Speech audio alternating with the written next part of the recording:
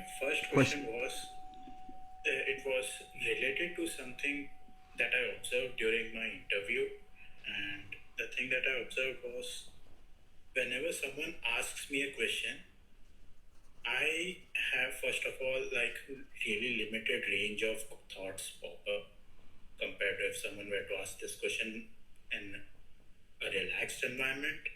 And even after some of the thoughts that pop up, I just choose those thoughts that are like, how should I say, conservative to me in the sense that I have used them a lot of times earlier and I think it will work. But that is not the case with actually problem solving any new question, right? So, how does one improve at like being improve at like thinking and being present there and like how should I say solving the problem in a more creative manner? In a what manner? Creative Oh, okay. in a creative manner. Well, creative thought is not always called for. And sometimes when you're applying for an interview, I mean, for a job, uh, that may not be what they're looking for. I mean, it's oftentimes not what they're looking for. They're looking for someone who'll just do what they're told. On the other hand, when you start getting into better jobs or higher levels of, say, management or of technical applications and things like that, they may want creativity. For first, you need knowledge. You need information. You can't think. I mean, in any field, you have to have a basic fund of knowledge. And one of the things I've noticed is that many kids these days, they don't have the basic fund of knowledge about language, about math, about computer science, about history, about even art and poetry. These things are very, very useful because they cross-fertilize your brain, and it teaches you that there's not just one way to look at a problem. There's a beautiful essay that was written by Mark Andreessen recently, which I recommend to you. But I also recommend another essay by Ian Banks, the great science fiction. Well, I don't know about great, but the certainly very applicable science fiction of his. There's an essay that's linked onto my on my timeline, and you can click it there, and it's much shorter than reading 6 or 7 volumes or 8 volumes. I don't know. I don't. I can't. It's hard for me to read those books because I don't know I have so many other things to read. But I recommend both of those. Now, with regard to formal creativity, nothing works better than your true mind, which is the creative. One Some people think they can think their way into being creative, and they can think their way into being solving problems creatively. And you can go quite a long ways with that because you're dealing with words, or you're dealing with algorithms, or you're dealing with paint or pencils.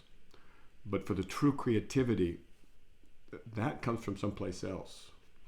And I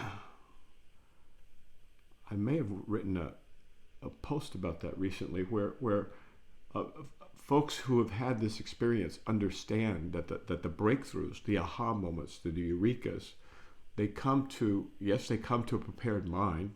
Almost always, if your mind is prepared, then you're much more able to think creatively. But in addition to that, there's another intelligence apparently that operates. Freud would have said it was in the unconscious. Jung would have said it's in the collective unconscious.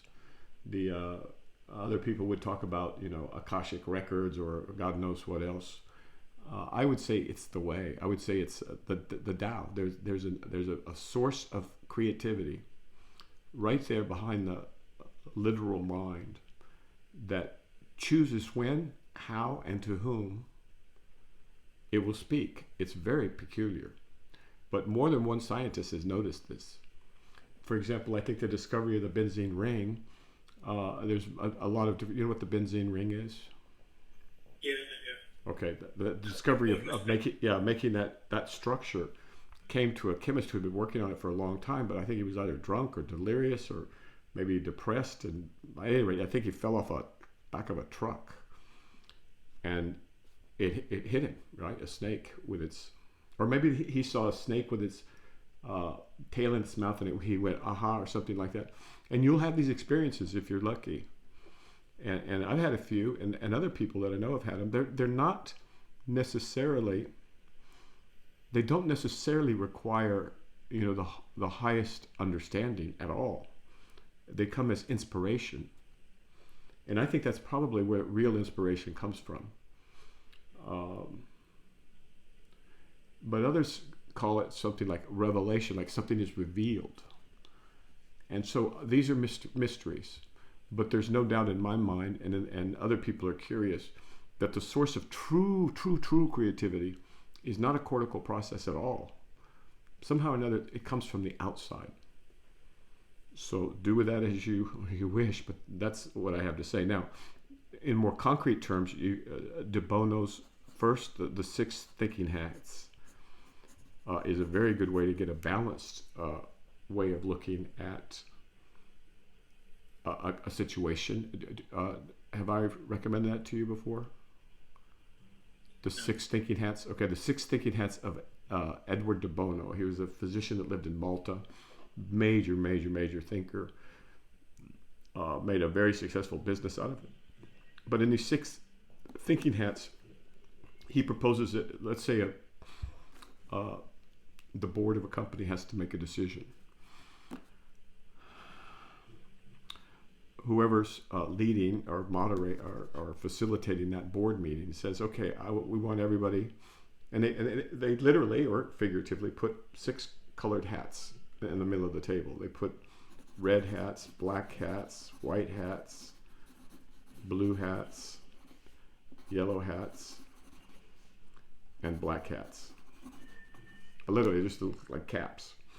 And you don't need to do this literally, but sometimes they do for fun. And what these hats represent is 2 very important, at least 2 very important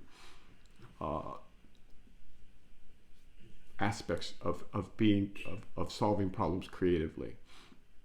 And that is that you can think in one way for a while. You can think like a communist, and then you can take off your hat, and then you can think like a libertarian. You can take off that hat, then you can think like a socialist. It's really quite cool, right?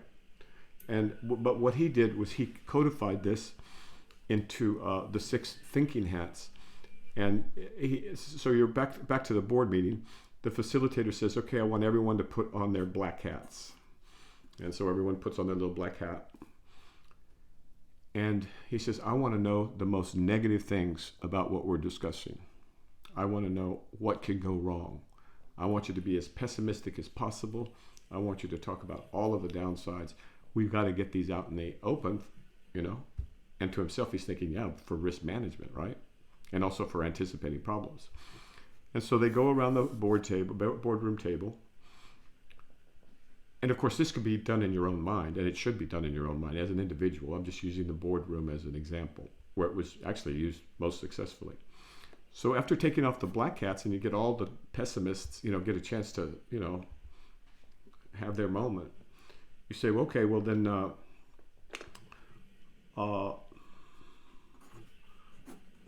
I'd like everybody to put on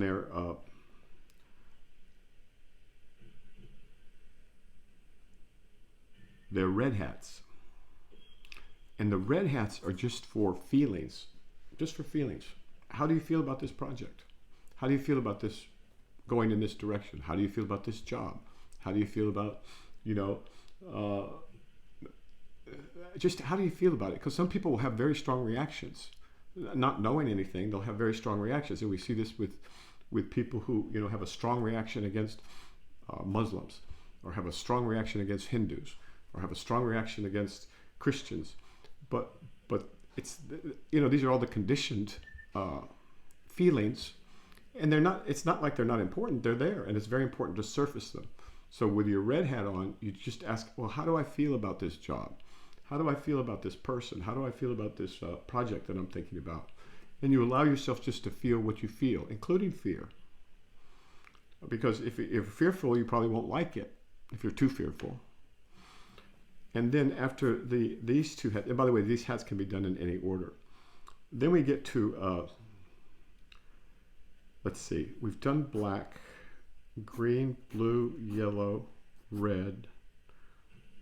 Let's do green hat next. So with the green hat, you put on the green hat, and the green stands for creativity. Also, a creative field. You're thinking about, okay, what are all the possibilities here? Wow, man, if we did this, then we could do that. And if I did this, then I'd have this skill, so I could do this, right? So the green is more of a creative hat.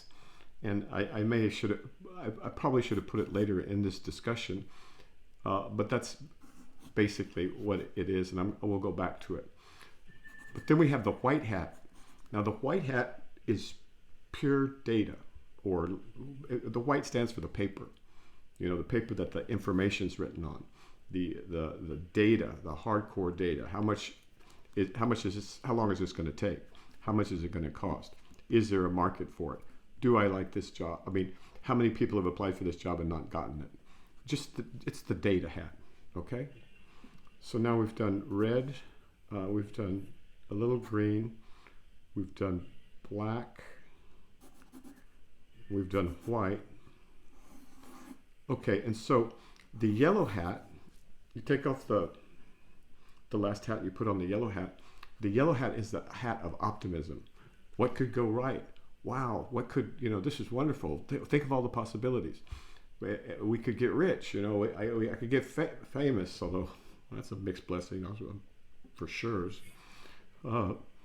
We could get, it's the optimism hat. It's the opposite of the black hat, right? So let's see, we've done red, green, black, white, yellow. And so now we have the blue hat. The blue hat stands for the sky. And this means that you look from 20,000 feet up. So here's where you take perspective. You say, okay, yeah, I like my company. I like this company, or I like this project, or I like this situation. But what does it look like from a distance, right? And this, again, you see how it fits in with the loci practice? Do you know what I mean by loci practice? Okay, it's the same thing. It's just a refinement of it.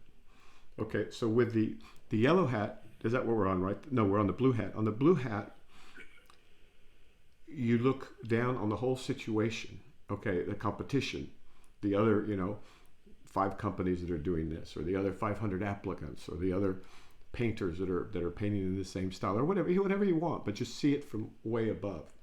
And with these 6 thinking hats, that gives you a more comprehensive way of analyzing a situation or a problem or a direction, okay? So now, just as an aside, I've taught you about the Tonal, right? The heart, mind, body, and soul. And so it's but under the influence of this that the color coding of the Tonal came about, right? So we have red for the heart, we have green for the mind, the creative mind, we have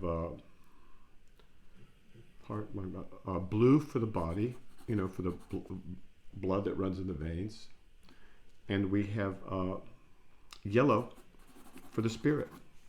And so one can literally diagram their own tonal and use these color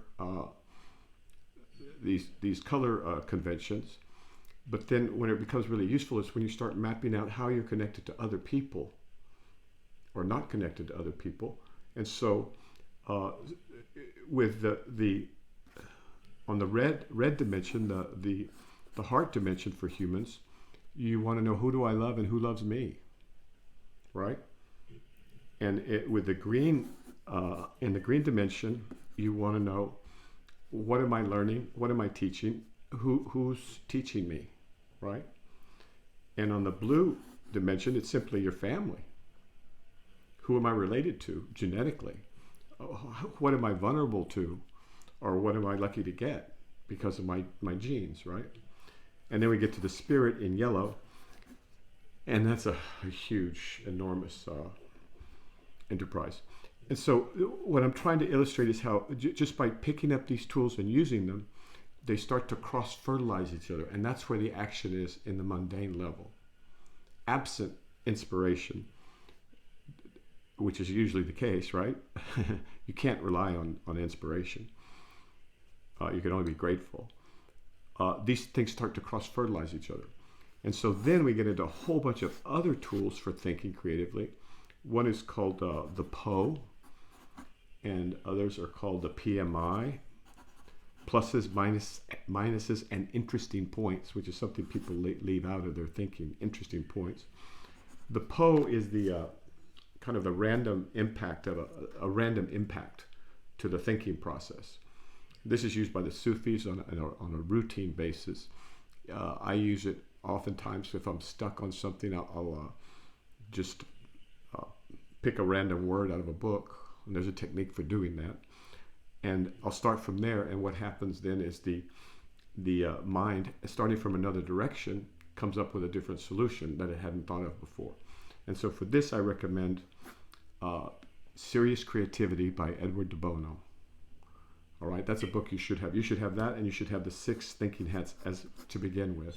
All right, and these now, but with regard to the real creativity, as any artist will tell you, poet, artist, even scientists, that it comes from someplace else. It comes from the longing, the need to know, the wanting to either understand or contribute, and that's a whole other kind of magical process. But we'll talk about that later.